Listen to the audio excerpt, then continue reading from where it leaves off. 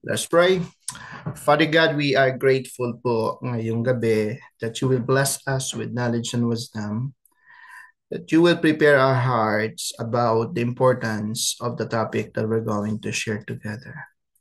Lord, salamat po sa buhay na aking mga kapatid who are willing to be mentored, willing to learn about discipleship, about winning souls, about loving people, and how to love you more. Lord God, ngayong gabi, we ask again for thy blessing.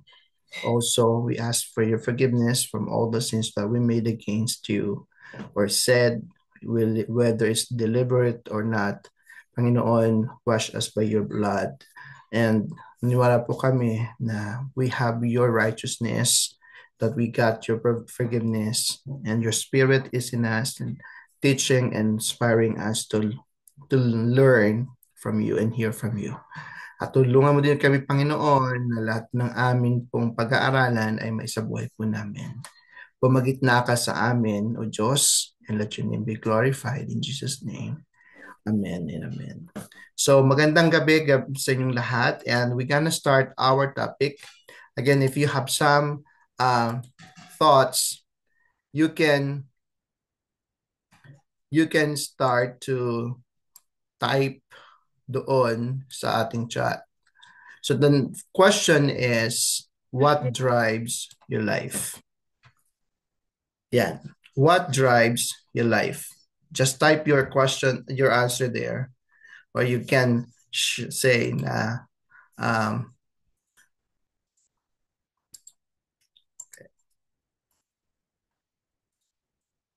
you can just share it. But this question is, what drives your life? Yan, pwedeng sumagot or pwede namang i-message doon sa yan. Pero bang nagsalit na yun, may nagsabi? Ay, wala pa. Okay, yun muna. Sagutin niyo muna yung tanong na yun. What drives your life? Ano ba yung nagpapatakbo ng buhay mo sa panahong ito? O sino? Sino nagpapatakbo ng buhay mo? Ano bang nagiging fuel ng buhay mo while you are living right now? Okay? Maaaring sinasabi mo, naisip mo, pamilya pastor. That's the one that driving my life. Or I have this advocacy in life that makes my life going. Kasi parang ito yung meron ako. Okay. So sa inyo, yan, sabi ni Paulo, family and self-improvement. Okay, there's nothing wrong. So that's what Paulo answered to that question. What drives your life? How about others? Pwede rin magsalta ka na dito. Goals. Okay, Grace. Yung goals niya drives her to do more, to do better. Okay? Sino pa? So we have so many reasons or stimulus or stimuli bakit tayo ay nabubuhay sa mundong ito. Sabi si Elisa, family in our purpose in life. Yun naman ang kanyang reason o sagot about that question. What drives your life? Okay? Sabi ni Sister Daisy, family, future of my child. Oo, talaga, bilang parents, yan talaga matindi nating desire, no? Na to secure the future ng ating family, ng ating mga anak. That's very right. Actually, that was our conversation a while ago while we're in the car. So, sino pa? Meron pa bang gustong mag-share before we proceed to what we are gonna answer? So whatever questions I ask, you can just say or answer. Okay? Sabi naman ni Sister Jessie, live a successful and meaningful life. Napakaganda ng mga sinasabi nyo. Talagang it's the goal, it's the desires of our hearts na mabuhay ng masaya. Bakit nga ba nandito sa Canada, no? Bakit tayo nakakaranas ng mag-alwan naman buhay ko, do hindi naman ganun kadali yung life dito. So, there are so many reasons. So, balikan natin. May sagot, family and self-improvement, goals, family and our purpose in life, family. I guess this is the top one. future of my child, and live a successful, meaningful life. So pwede pa kayong humabol mamaya kapag may naisip kayo. No. So let's go to the next one. The lighthouse. Ano ang masasabi mo sa picture na yan? Pag nakita mo yung lighthouse o narinig mo yung word na lighthouse, ano yung pumapasok sa isip nyo? O pwede rin i-type nyo na lang dyan. O pwede rin turn your microphone and just answer it. Okay, sabi ni Grace, guide. Kay Gemma, guide. Yeah. Meron kaming parola sa aming island na nag-iisang parola sa lugar na yon. It was what we call this, sa Tagalog yun, parola, in English, lighthouse. And nakarating din ako dun sa one of the northern part of the Philippines, Santa Ana, sa Palawi Island. Meron ding parola doon na yung nagsisilbing guide sa mga nagpupunta o naglalakbay mula sa Taiwan o mula sa part ng Pacific Ocean and South China Sea. Okay, sabi ni Sister Jessie, guide in the dark. Ito lang talaga makikita mo sa gabi. No? O ano pa? Ano pang word? Ano pang naramdaman nyo? Ano pang naisip nyo when you see the lighthouse?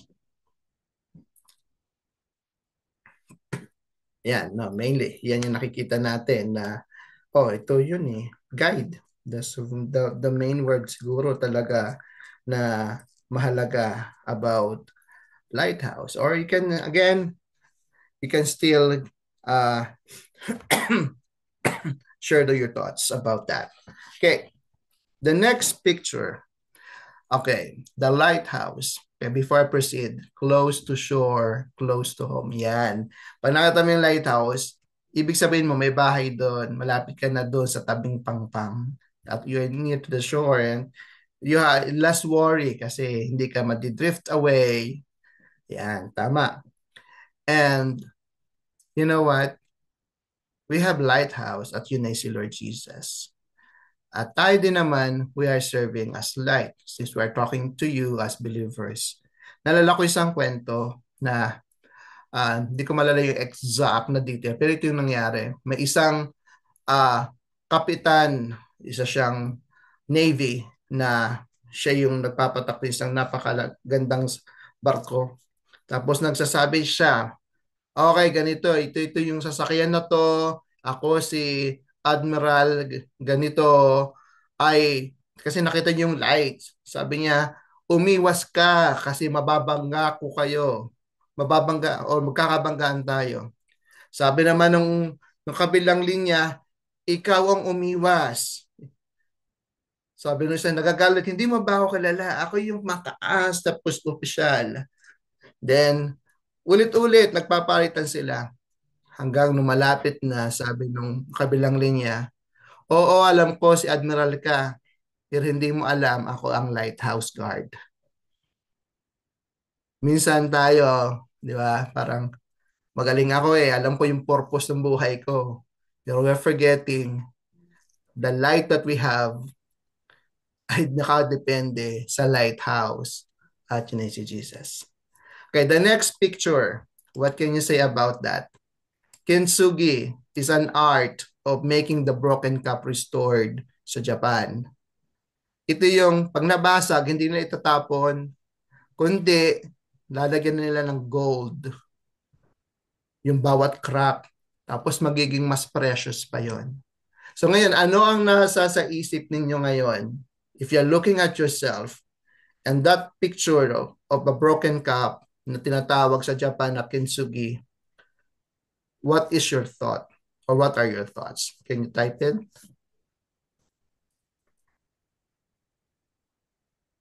Can you relate about kintsugi? It's about your heart. Okay, well, tama. Sige, wala namang maling sagot dito Kaya ang mentoring to Okay. Parehas.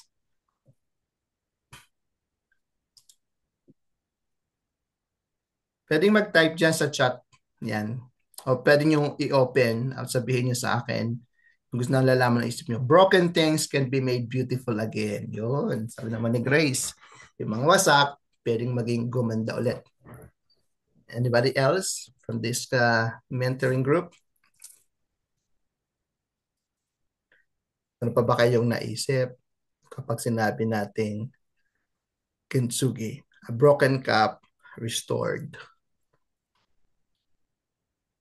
Broken dreams. Yan, sabi. Sino naka-iPhone dito?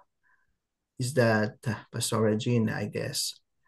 Yan, mga basag na pangarap, basag na pangarap. Okay, anybody else? Kung meron ba kayong nais pang share when you're looking at that picture. All right. May isa pa. Let me check. Sabi ni Kring broken things can be used again. Yan. Hindi dahilan nawasak ka, no? Pwede ka uling gamitin ng Lord. All right. God. Excuse me So, po, gandang gabi. magandang sige. Ayoko mag-type, sorry. Oh, Malabo ang aking tenga. sige. Ah, ano po, ano siya, ano ba yun? Yun na nga yun. God can restore us. Mhm. That's And right. only God can restore us pala. Only Yan. Him can restore us. Yeah. Thank you. All right. Meron pa ba? So, kung kanina sa lighthouse, nakita natin that kahit anong galing natin, pag wala yung lighthouse, hindi ka makakarating doon sa direksyon. Now, in this art of uh, restoring broken things, tama naman ang mga sagot nyo eh. There's always hope for betterness. Oh, tama yan. Sabi ni Sister Daisy. Broken things can be used again. It's about the heart. Alam nyo, lahat naman tayo broken eh. Tama? All of us, most of us are broken. Pero salamat sa Lord. Hindi niya tayo hinayaan tapak-tapakan lang. Instead, He restored us. At hindi lang yon. Nung nirestore niya tayo, mas pinamahal pa niya ang presyo natin. He made us precious more than the precious jewels.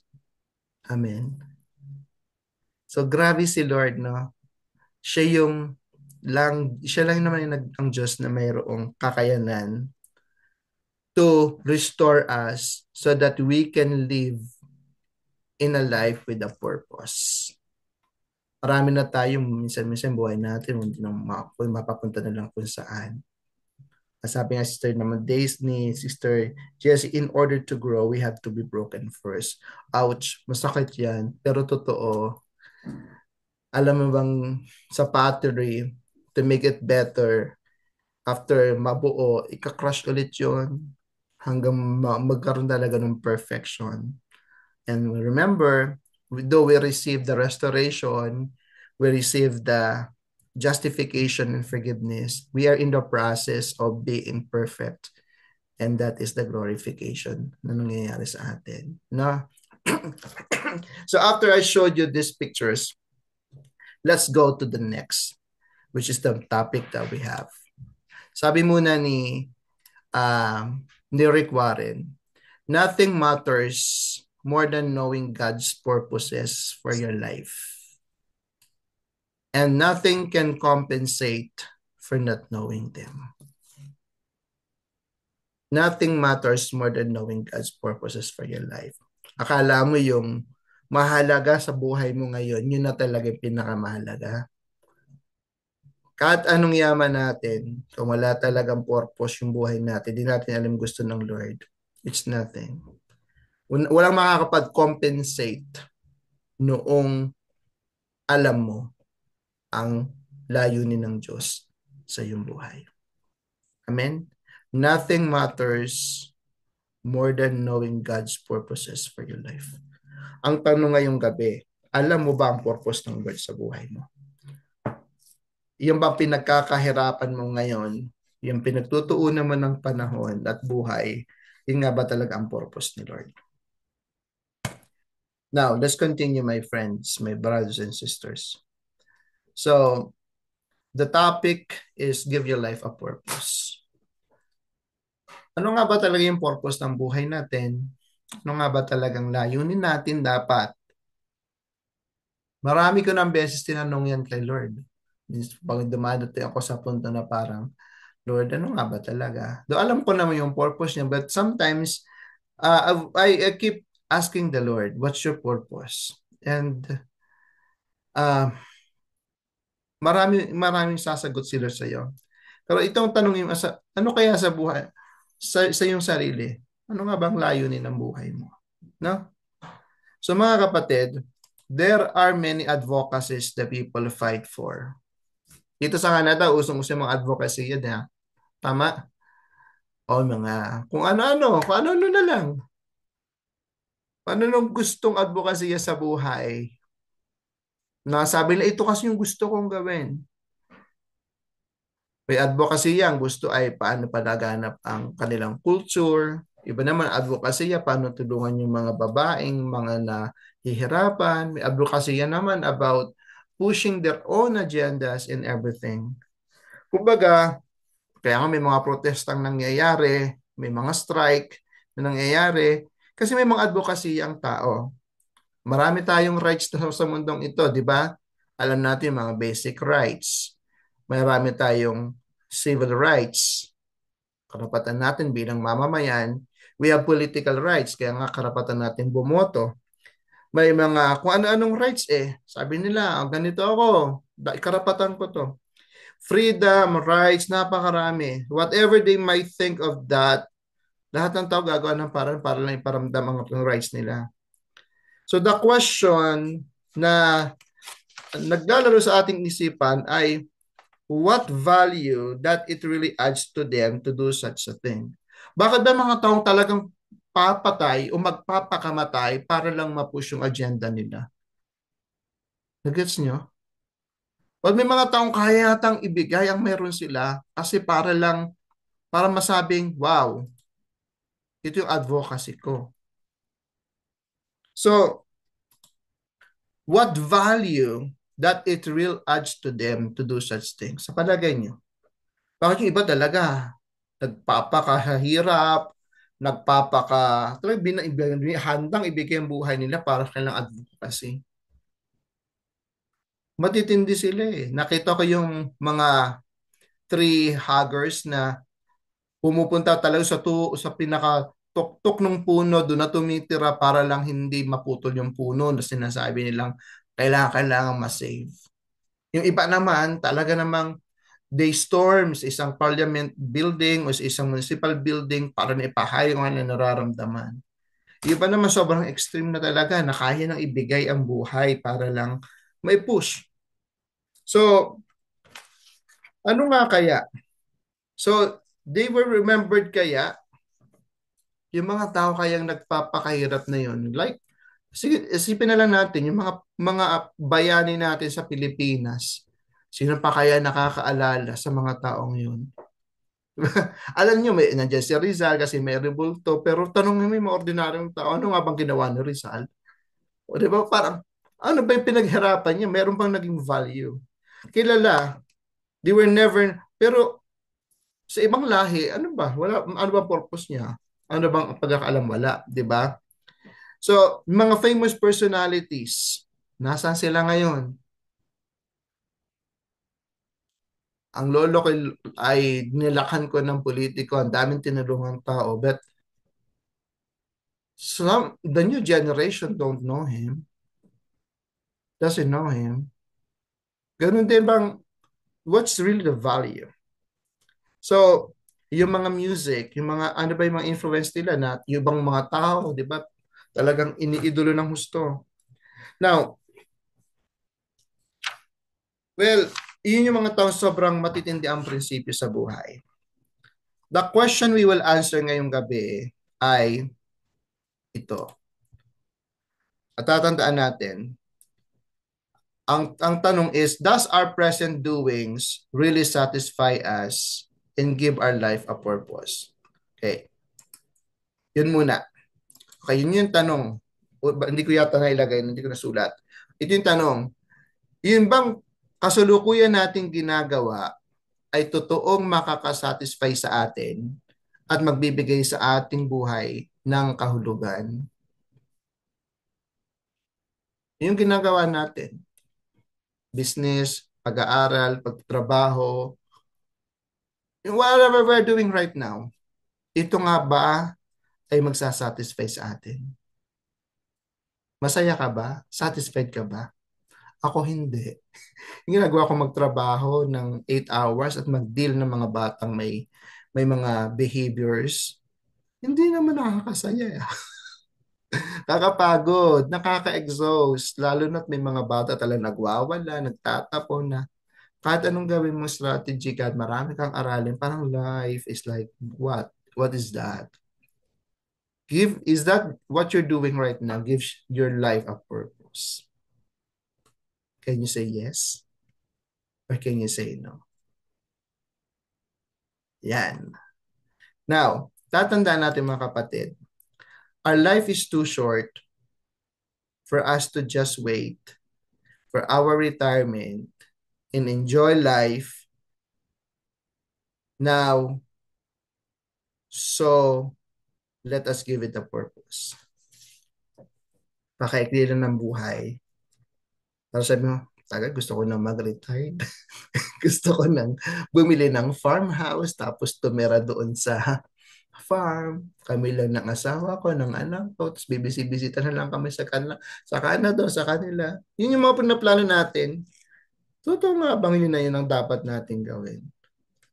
Yun lang ba talaga yung goal natin sa life? Sagot nyo kanina, di ba? Makita ko lang masaya ang aking mga pamilya. Makita ko maayos sila. Okay na ako. Totoo nga ba? Totoo nga bang okay ka na pag nakita mo yun? Totoo nga ba na yun lang talagang gagawin natin? So, we can enjoy life. So, let us give it a purpose. May nakita ko sa Facebook na ibang very simple illustration. Mula sa pagkabata, tapos nag-aral, nagtrabaho, nagkapamilya, tapos hanggang tumanda. From yung tinatawag na womb to tomb. Mula sa tiyan ng magulang hanggang sa libingan. Kung titingnan natin, 70 years, napakaikli. Napakabilis. Ako nga, nasa 44 na, parang feel ko ay, ang bilis. Saan ang galing yun? Saan napunta yun? Seems like, nararatil ako. Ano ba nangyayari sa last double 20 years ko? Now, mga kapatid, tatandaan natin to. Life is short. Pag narinig mo ang salitang ito, anong pumapasok sa isip mo? Yung kasabihan yan, anong pumapasok sa isip mo? Looking at yourself, looking at what you're doing. Meron bang pumapasok sa isip mo? Ano naisip ko pag sinabing, ang ilino ng buhay? Okay, let me read your answer. Okay, not to waste time. Yan. Sabi ni Sister Jessie, not to waste time. Make Live the it to most the of it. fullest. Sabi ni Pao. Sister Lynn, Make it, ano ba sinabi ko? Yun po. Make it our best. making our best. Okay, giving our best. O, sino pa? Live it to the fullest. Do our purpose. Do your purpose. Sabi ni Ken, enjoy life. Tama. Sabi naman ni Green, tomorrow is not promised. So let's live our life purposely. Hindi nga, walang sigurado bukas eh. So let's live our life purposely. So sino pa? Who else wants to share? When you hear that saying, that life is short. So, marami, di ba? Yung mag-asawahan, they were thinking that when they get married, they will live 50 years together or they will see their children, their grandchildren, di ba? Pero hindi naman iba umabot ng ganon. Nasa 2 years pa nga lang eh, naghiwalay na or kaya kinuha na ng Lord yung isa. So, life is short. Yung bang You have so many dreams for your family, you have so many dreams for your children, then suddenly sickness strike, and then that's it. So life is short to spend all our life at work. Okay? Napakaikli ng buhay para ubusin sa trabaho. Life is too short to consume everything we have to just satisfy our cravings. Napakakili ng buhay para ubusin mo yung pinaghirapan mo para lang makasatisfy yung cravings mo. Life is too short to spend for vices or anything that you think will help you to be happy whatever you get from the world. Another pa sinabi natin life too short. Life is too short to do everything just to be better to everyone. Diba minsan? Gusto kong mapasaya lahat eh. Gusto kong mapaayos lahat eh. Kaya naman, nasasacrifice din yung ikaw. Tama. I have one of the, when I was reading something, meron akong nakita na, don't let yourself burn out. Don't burn yourself. Don't burn yourself, sabi doon, to keep others warm. Though hindi naman directly biblical, pero it also sets a principle about taking care of yourself and setting boundaries. Eh si Lord nga, di ba, nagpahinga din after he ministered. He mostly went to the isolated place to pray and to rest. And thus, it hits me big time when I was, but sometimes sabi ko nga kanina, we are doing everything just to be better to everyone. Pero alam mo sabi ng 1 John chapter 2 verse 17. Yan, sinabi ko sa inyo, life's too short to do everything just to be better to everyone. Iwasan natin maging pleasers para sa tao. If there's someone we need to please, si Lord lang talaga yun eh. Now, let's continue. Sabi ng 1 John 2:17, and the world is passing away with all its desires, but a person who does the will of God remains forever. Tingnan nyo, your car, your house, yung branded o hindi man branded na gamit, you know, they will be luma. Maluluma, mawawala. The world is passing away with those desires, but the person who does the will of God remains forever. It hits me big time when sabi ni Rev Eric, sabi niya, this world is designed to end. So why will we chase it? Chase God. He is eternal. Eh bakit nga ba? Gustong-gusto nating habulin ang lahat ng nasa mundo. Kunin ang lahat ng meron sa mundo. Kahit alam nating mawawala din naman ito. Amen. Kung may hahabulin tayo, we have someone to chase. We need to chase God. We need to chase God. Yeah, abot na abot ka pa, Ayin. Amen. We must chase God. Yeah, sorry, Pastor. That's fine. Kakatapos lang kasi ko. That is all right. Okay, tuloy natin. Kaya ito, malaki itong impact sa puso ko eh. Alam mo na mawawala ang lahat eh sa mundong ito. Huwag mo nang pakahabulin yan. Huwag mo nang habulin actually.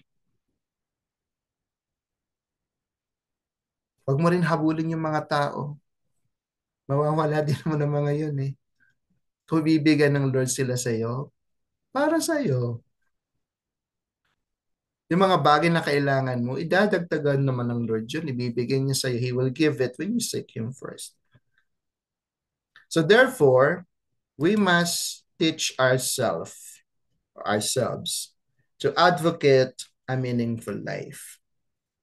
Ano yung meaningful life? Life can only be meaningful if we love Jesus. Yun.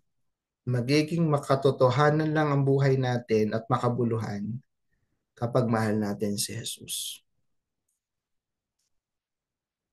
You know, maybe your degree that you took from a certain college or university or school will give meaning or color to your life, but it has no eternal impact or value. Maybe you will love the things that you collect. Maybe you're a collector of cups or hat or mugs, whatever. But maybe they will give joy to yourself, but they will not give you meaning. So loving Jesus is not just attending church every Sunday. Loving Jesus is not just about knowing who He is. Hindi pwedeng knowledge mo lang is about Him. Hindi pwedeng alam mo lang kung sino siya. Loving Jesus is not about listening to Christian songs. Hindi yun. Mahal ko si Jesus. So loving Jesus is not just about being involved in a church ministry. It's not being involved in music or being involved in ushering or in dance, in evangelism, and so on and so forth. It's not just helping people who are in need. It's not just like that. Because what the Bible tells is this: loving Jesus is loving people. Ang mahalin si Jesus ay ang mahalin ang mga tao. Nakalagay dyan, loving people is not just about forgiving them. It's not just about understanding them. It's much more than that. For Jesus Christ, para kay Jesus, we love Him when we follow Him. Amen? Yan ang definition ni Lord ng love eh. You love Him, and the proof is you follow Him. And you are loving people. What was that command to follow? Ano bang gusto ng Lord sa buhay natin? Bakit gusto niya sumunod tayo? So you can read with me in John chapter 21, 15 to 18. Ano ito yung command na ito ni Lord? Sabi ng John 21, 15 to 18, let's start with verse 15. When they had finished eating, Jesus said to Simon Peter, Simon, son of John, do you love me more than this? Yes, Lord, he said. You know that I love you. Jesus said, feed my lambs. Verse 16, again, Jesus said, Simon, son of John, do you love me? He answered, yes, Lord. You know that I love you. Jesus said, take care of my sheep. Kanina, feed my lambs. Pangalawa, take care of my sheep. Verse 17, sabi ni Lord, Peter was hurt because Jesus asked him the third time, do you love me? He said,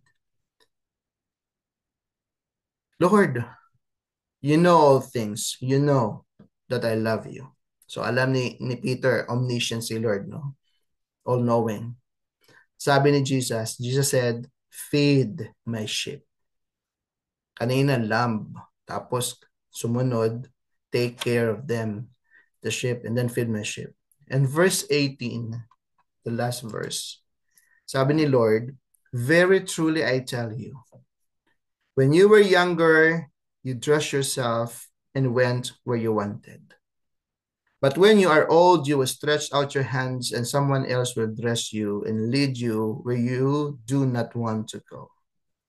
So prophesy na ng Lord yung future ni Peter. Kaya Peter, yung lakas mo, your strength, yung agility mo na yan, may hangganan. May darating panahon hindi mo na makakayang gawin yung dati mong ginagawa. Pinakayata ng lang Lord, your life is short. So before he said this verse 18, he told him what he needs to do. Again, di ba sabi doon, sabi niya, feed my lambs, take care of my sheep, feed my sheep. Ang Jesus' command to Peter was to feed the lamb, shepherd the sheep, feed the sheep. Kapag sinum up natin yan, it's all about loving with care. Loving with care. Hindi sinabi ng Lord kay Peter, Peter, kung mahal mo ako, magpadami ka ng pera. Hindi naman masama, syempre, yung umaman, no?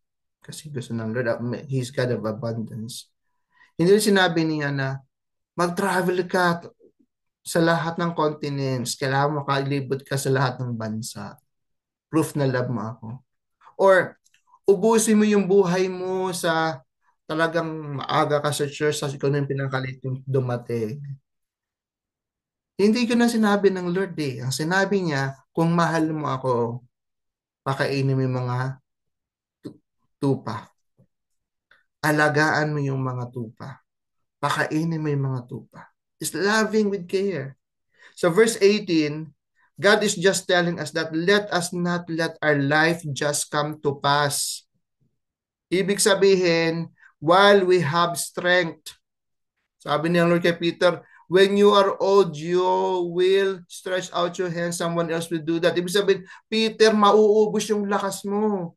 Peter, mauubos yung kabataan mo. Peter, mauubos yung panahon mo, yung kakayanan mo.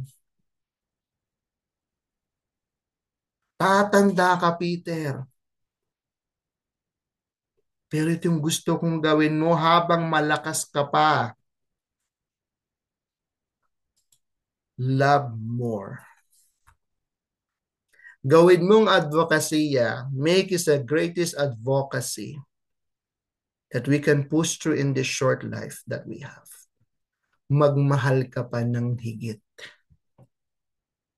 Love more. Kaya nung napag-aralan ko, sabi ko, masaya talaga. Hindi ako masayang pumasok sa work. Pero masaya ako pag may nakakausap akong mga tao na nangangailangan ng tulong, mga taong nababago ang buhay, mga taong narinig at nakilala si Jesus. Mas sumaya ang buhay nila. Amen. Love more. Madami yung pera natin. Dadami talaga yun eh. Dadami yung ating connection. Pero ano nga ba ginagawa natin?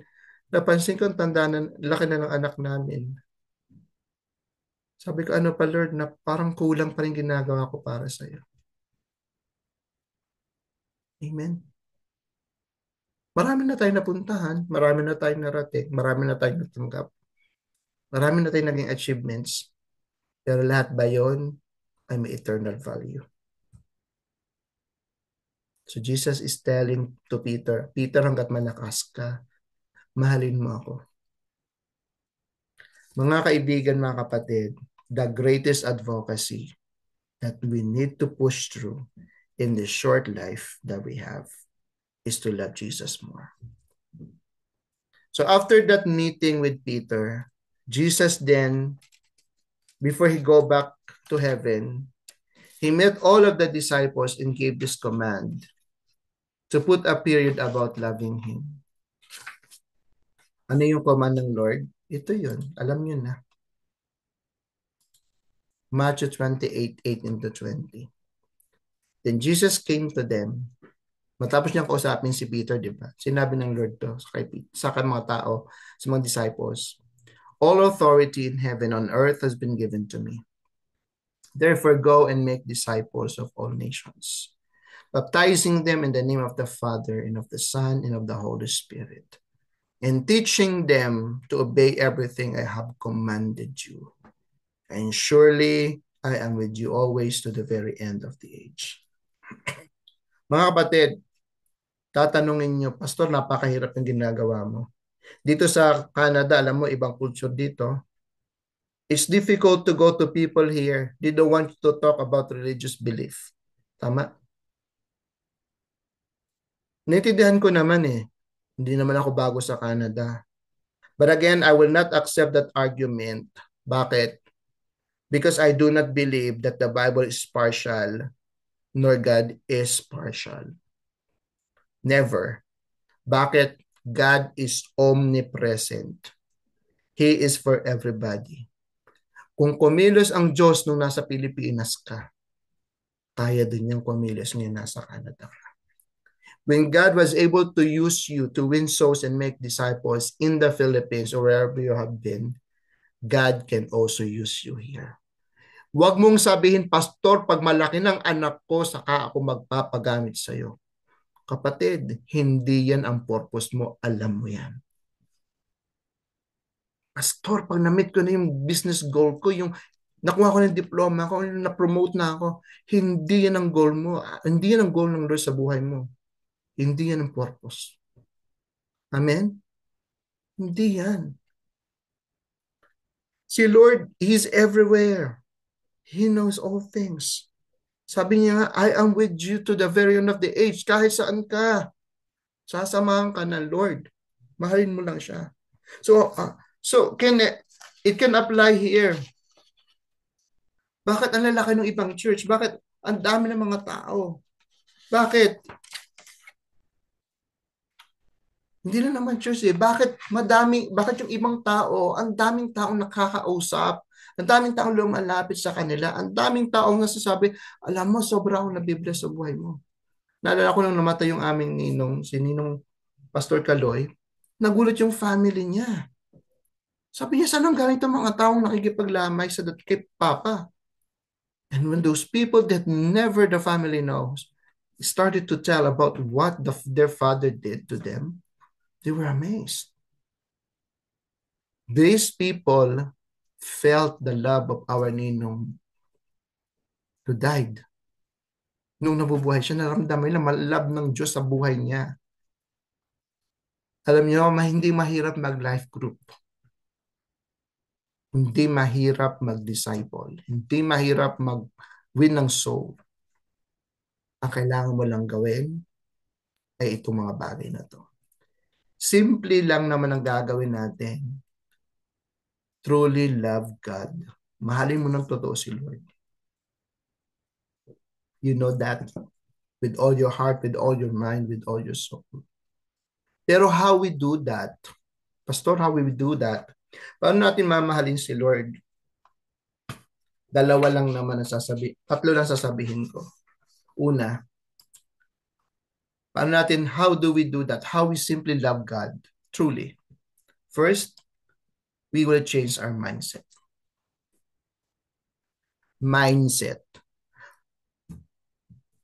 We will start to care, to love people. Actually, ang dami pumunta sa church. I don't know if you know them all. We will start to think that others need Jesus too.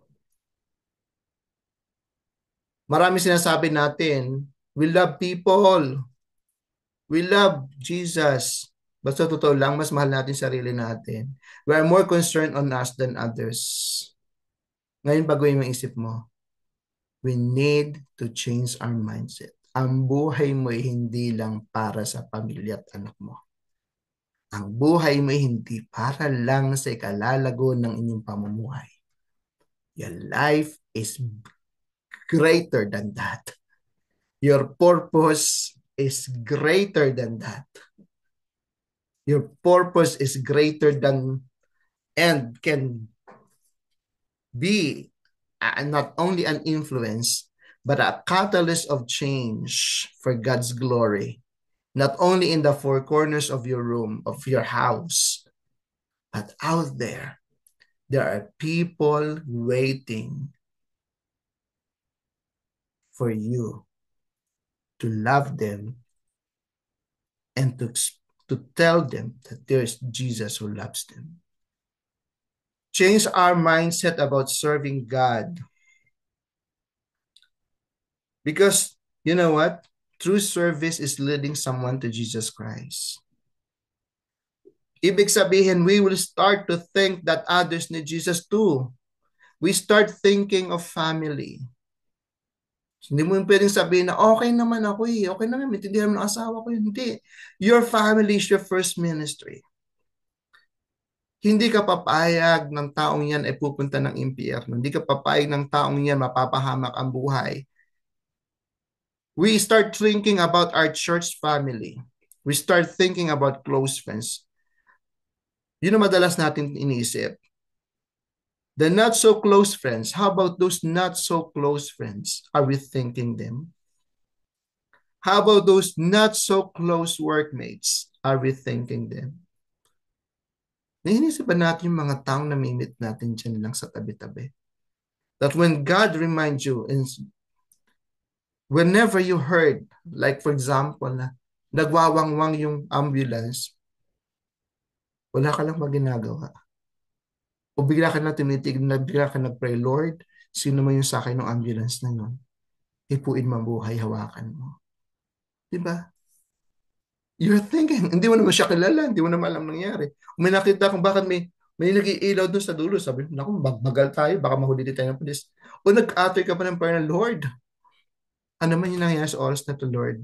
Mag-intervene ka. O habang naglalakad ka, nakita mo, may mga homeless naman dyan. Tapos sabi lang, ano naisip mo? At tatamad naman kasi kaya hindi makakain. O naisip mo ba, umusol ka man lang ng dasal at sinabi mo, Lord, hindi ko man siya kayang abutin sa oras nito. Niwala kung kaya mo siyang abutin. Amen? Yung mo pumapasok sa opisina mo, sa trabaho mo, na hindi mo naman, lagi mo na nakikita, o minsan mo na nakita, pero lagi mo naman customer or naisip mo bang sa kausapin mo lang kasi sabi, hoy, alam mo ba, kumusta ka na? And then you're praying for that person. Sabi ko nga sa inyo kanina, hindi ako masaya sa work ko kasi very stressful. Pero every time I see those kids, every time I see those parents, especially sa mga bata, I'm laying my hands on them. It's my opportunity to pray. Lord, alam ko yung background ng mga batang ito hindi madali. Hindi basta lang. But I'm praying, Lord God, let this child know you and feel the love of you. Amen. That is discipleship. You are thinking others for them to be brought near at Jesus' feet. Amen. Mindset change. Pangalawa, I don't want to take much time. Okay, we change our strategy. Rather than just being involved in ministry, why not we start being friendly? Sinasabi ko sa music team to, tigilan nyo na muna yung pagpapractice na abot kayo ng mga tao. Bumaba kayo dyan sa stage and get to know people. Hindi lang sa church. Tayo, mga matatandaan sa church, ano ginagawa natin pa may bago? Are we the one na lumapit at nag-introduce ng sarili natin? Wala tayong ginagawa. At tayo pa mismo nahihiya na taga-church mismo tayo. Di ba? Meron ako nakausap. Sabi, ba't di ka na nagbalik? Pastor, ikaw na naman pumapansin sa akin dun. Sabi ko, sorry naman kung gano'n na feel mo. Pero try mo ulit. Ang hirap ang convince, no? Oh. Sabi naman iba, basta welcoming naman ang church. Sabi ko, oo, welcoming. Pero not much. Not yet. Can we be friendly? Amen. Change our strategy. Huwag naman tayong snub. Let's adjust our culture. Tayo mag-catch up. Let's catch up. Huwag mo pagkait yung ngiti mo, hindi lang pag nasa church ka, kahit sa labas, meron ka nakausap na, ay, umatin pala sa church yung pastor. Lagi ko nakikita sa sa tindahan. Ha? Pinabati mo? Hindi. Nahihiya ako. Oh, kapatid, just sample lang, napakaraming sample. Wherever you go, be person who change the strategy. Kung dati snub ka ngayon, dapat hindi ka snub. Amen? Kahit pagod kang ngiti ka, hindi naman wala ka namang sasayang pag ngumiti. Amen po ba? So marami pa pwede mong i-strategy sa buhay mo. Kapag may dumating sa church, halip na tayo nagkwentuhan, kwentuhin natin bago. Kahit saan. Ako tuwa pag ako ini-invite, I made sure that I was able to talk at least kahit 2, 3, kung di ko malapitan lahat and connect to that person. That's a strategy to bring those people to Christ. Amen. And last, we love. As pioneers of this church, let us start to love by simply starting to think like first-timers. Nung first time ka sa church, nung first time ka sa isang event na about the church, anong ginawa mo? Di ba? Ano na feel mo nung una? Kung ano yung ginawa sa'yo na naging dahilan para magstay ka, gawin mo din sa kanila. The way we act inside the church, the way we speak, the way we converse, shows how we love Christ. The same thing, pag nasa labas na ba tayo, nasa work na tayo, yung sinasabing, kita ba si Jesus lagi sa abiut ating mga buhay? Is He radiating through us? So mga kapatid, change the strategy, change your mindset, at magmahal. So we are doing this, itong 3 bagay na to, we're loving Him more, loving Jesus more, because we are giving our life a purpose. Ayaw nating masayang ang buhay natin. Amen? Now, make all your days count. Kasi ang ikli lang ng life para maubos lang sa kung ano-ano lang. Make all your days count. Bilangan mo. Maging mahalaga yung buhay mo, yung bawat araw na dumadaan. Like Paul, anong sabi niya? Nung malapit na siyang mamatay, he was very confident in delivering this speech. Paul said in 2 Timothy 4:6-8, as for me, my life has already been poured out as an offering to God. The time of my death is near. I have fought the good fight. I have finished the race, and I have remained faithful. Can we say that to the Lord someday? Lord, malapit na akong ihandog. Sabi nga nung kanta nung Sunday, I am the offering, the sacrifice of praise. Can we say to the Lord face to face someday, Lord, I have fought the good fight of faith. I have finished the race, and I have remained faithful. Kaya ba nating sabihin kay Lord yan? Lord, hanggang sa dulo, minahal kita ng gusto. Hindi ako natakot, hindi ako nanlamig, hindi ako nagsawang gawin. Alam mo, masabi nga no isang quote na nabasa ko, only one life we have. It will soon be past. Only what's done for Christ will last. Mawawalang buhay natin, pero isa lang ang mananatili. Yung ginawa natin kay Lord. And you know what?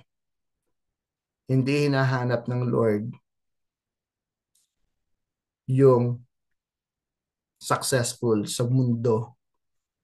God didn't call us to be successful in the world's eyes, He called us to be faithful. Ulitin ko. God didn't call us to be successful in the world's eyes. Kung ikaw yung maging top sa lahat, kung sa tingin ng mundo yung pinakamagaling, pero kay Lord, ikaw yung pinaka-last. Ikaw yung pinakang walang ginawa para sa Kanya. Nung nasunog yung mga bahay ng mga sikat na artista, I don't know if that's the real thing. Just JLo was holding a trophy. I don't know if it's the real one. But the thing is, kahit yung mayayaman na pinaghirapan nilang tayo yung bahay nila, nawala naman lahat. Yung pinalakpakan, yung makikinang na mga ginto sa kanilang mga trophies, natunaw sa sunog. He called us to be faithful. Amen? He called us to be faithful. Last reminder before we close. Sabi ni Steve Jobs, kilala niyo naman siya, di ba? Mapera, sikat. Isa sa taong nasa likod ng The Apple. Sabi niya, I reach the pinnacle of success in the business world. In others' eyes, my life is an epitome of success. However, aside from work, I have little joy. In the end, wealth is only a fact of life that I'm accustomed to. At this moment, lying on the sick bed and recalling my whole life, I realized that all the recognition and wealth that I took so much pride in have bowed and become meaningless in the face of impending death. Amen. Mga kapatid, life is short. Therefore, love more. Love Jesus more. So this is the question that we can reflect tonight. If your life were a book, what story would tell? Would it tell? Kung kawanti yung buhay mo at isa na tong libro, ano kayo mababasa ang kwento? Oh, daming picture, daming mong narrative. Sikat ka, you have billions of dollars. You have this, you have people know you and you know people. But how could this life will end? How could this story be ended? Darating yung book na yan, magiging obsolete at itatapon lang. How about yung buhay mo ay nakasulat, pangalan mo sa book of life? That when it will be read sa napakaharap ng napakaraming at di mabilang na mga taong nabuhay mula sa panahon na simula hanggang sa katapusan. And God said, you will hear, welcome, my good and faithful servant. Come and enter into my joy. Another question, are you living for temporary success or eternal significance? Ikaw lang pwedeng sumagot niyan. I will not ask you to send the answer, but let these questions, write it down in your notebook and answer it. And last, who in your life needs to hear about Jesus today? Sino pa? Sino pa kaya yung taong lalapitan mo para pakilala si Lord? So let me close with this. Giving your life a purpose means aligning your